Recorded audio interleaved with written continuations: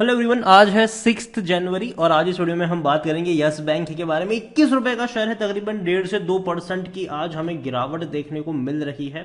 21 रुपए के आसपास पहुंच चुका है ये शेयर और वीडियो में हम डिस्कस भी करेंगे कि खरीदारी का मौका बन भी रहा है कि नहीं, और अगर बनेगा तो कहां पर बनेगा और बैंक अभी कहां पर स्टैंड कर रहा है, इनके Q3 से क्या एक्सपेक्ट किया जा रहा है।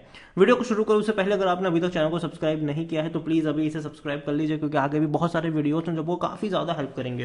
तो 21 रुपए का शेयर बन चुका है यस बैंक, और अगर देखा जाए तो गिरावट ही है। आज पिछले एक महीने की अगर हम बात करेंगे तो 20% का बढ़िया ग्रोथ था। 17 17.5 पे था, तेजी बनी थी, यहाँ पर 24 तक गया, वापस टूटा था ये जब कोविड की खबरें आई थी चाइना से लेकर, और एक झटके में टूटना शुरू हो गया था शेयर, और तब भी 17.5 तक गया, लेकिन दोबारा बाउंस बैक करके 22 पे गया।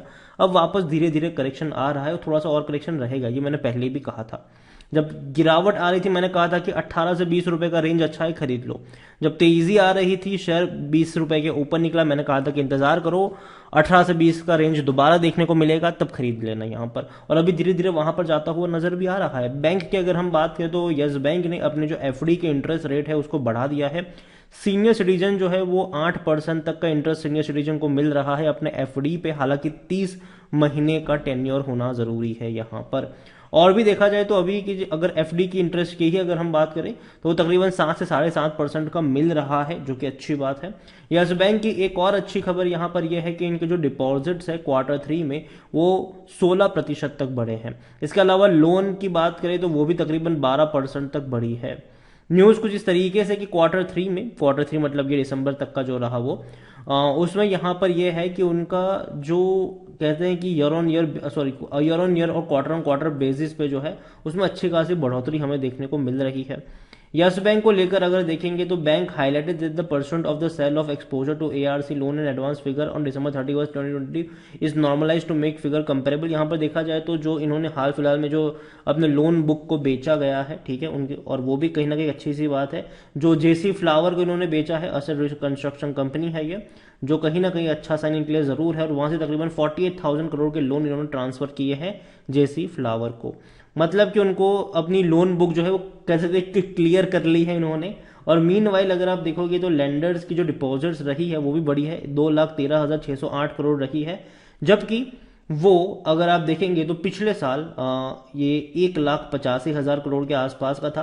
मतलब जंप आया जरूर है। इवन अगर हम क्वार्टर ऑन क्वार्टर से भी कंपेयर करेंगे तो 6.80% का जंप है, क्योंकि पिछले क्वार्टर में ये 2 लाख करोड़ के आसपास का था। मतलब डेफिनेटली कह सकते हैं कि जो डिपॉजिट्स है वो बढ़ना शुरू हो चुके हैं, जो कि अच्छी बात है यहाँ पर, और एक अच्छे नंबर्स यहाँ पर देखने को मिल रहे हैं।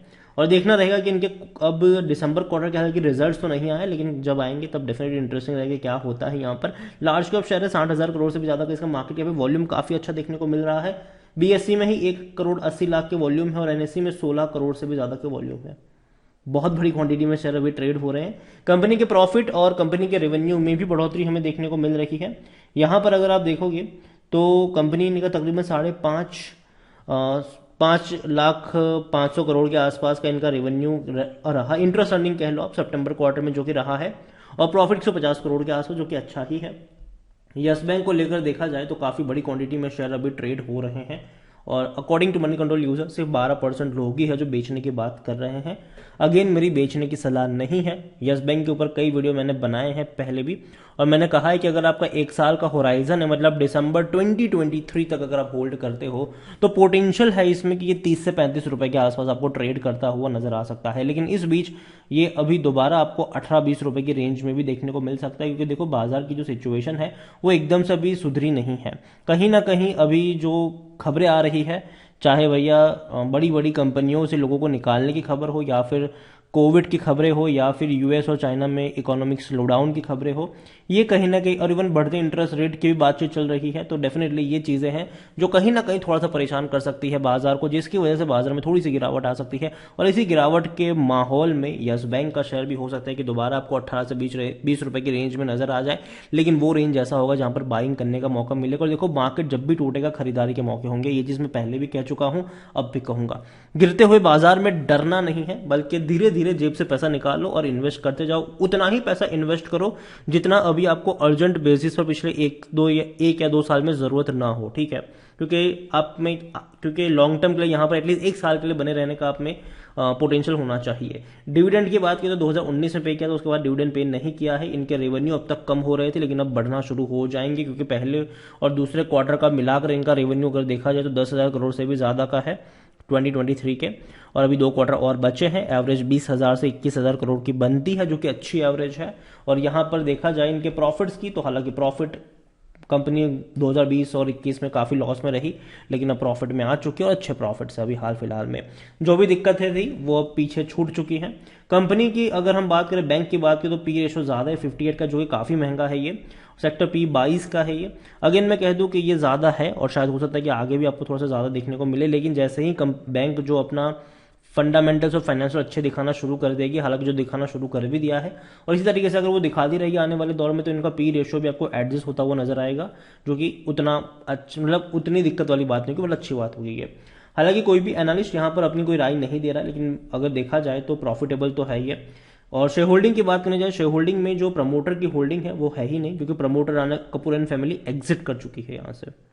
म्यूचुअल फंड के पास 0.57% है और अदर डोमेस्टिक इंस्टीट्यूशन के पास 49.78%, एफआईएस के पास 31.03% की होल्डिंग नजर आई है। देखो यस बैंक मुझे अच्छी लगती है, ये ठीक है, ये बैंक मुझे पसंद आ रहा है।